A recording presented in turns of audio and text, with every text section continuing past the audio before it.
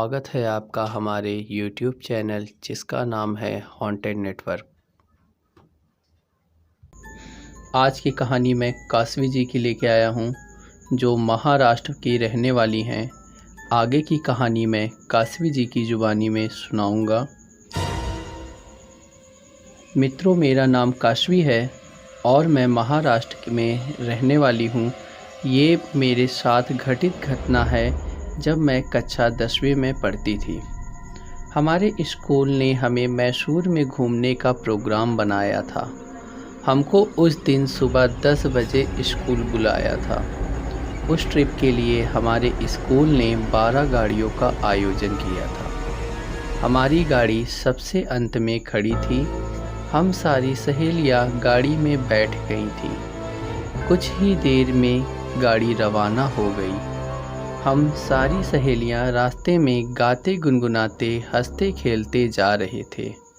हमको रास्ते में एक घने जंगल से गुजरना पड़ा। उस रास्ते पर दूर दूर तक कोई इंसान का नामो निशान नहीं था। उस रास्ते से गुजरते वक्त मुझे अजीब सी घुटन महसूस होने लगी। हमारी गाड़ी उस रास्ते से गुजरते वक्त जंगल के बीचों बीच अचानक से पंचर हो गई। हमारी गाड़ी को वहीं रोकना पड़ा। हमारी मैडम ने हमें गाड़ी से नीचे उतरने को कहा। हम सारी सहेलियां गाड़ी से नीचे उतर गईं।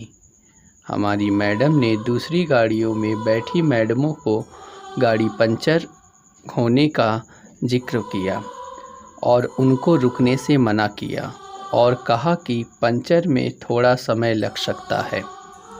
नीचे उतरने के बाद ड्राइवर ने हमें बताया कि यहाँ से 200 मीटर की दूरी पर एक छोटा सा ढाबा है।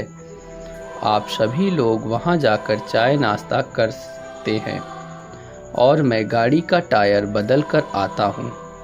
हमारी मैडम बस के पास खड़ी रहीं और हम 50 लड़कियाँ पैदल चल पड़ी। वो जंगल इतना घना था कि केवल जंगली जानवरों की आवाज़ें सुनाई दे रही थीं।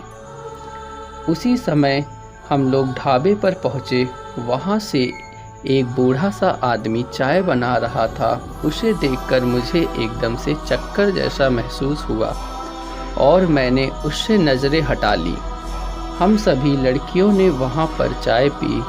थोड़ी देर बाद वहाँ ज़ोर से किसी औरत की चीखने चिल्लाने की आवाज़ सुनाई दी। ऐसी आवाज़ सुनकर मैं और मेरी सहेलियां बुरी तरह से डर गईं। तभी वो बूढ़ा आदमी लंगड़ाता हुआ जोर से जंगल की ओर भागा। तभी मेरी एक सहेली को उल्टियां होने लगीं। हमने तुरंत मैडम को फ़ोन लगाया लेकिन फ़ोन पहुंच से बाहर बता रहा था। हम सभी लड़कियां उस जगह पहुँचे जहां बस खड़ी थी। जब हम वहां पहुँचे तो हमारे होश उड़ गए कि बस कहाँ गायब हो सकती है।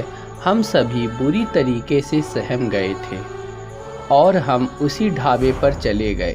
वो बूढ़ा आदमी भी वापस आ गया था और उसने बताया कि अक्सर इस जंगल में ऐसी चीखें और चिल्लाहट की आवाज़ आती रहती हैं और मुझे जंगल में कोई नहीं मिलता।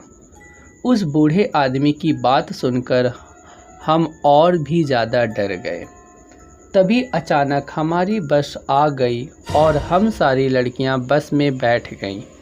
हमने मैडम को पूछा कि बस कहाँ गायब हो गई थी, तो मैडम ने कहा टायर तो बदल दिया था लेकिन डीजल भरवाने के लिए पीछे के पेट्रोल पंप पे गए थे। यह सुनकर हमारी जान में जान आई।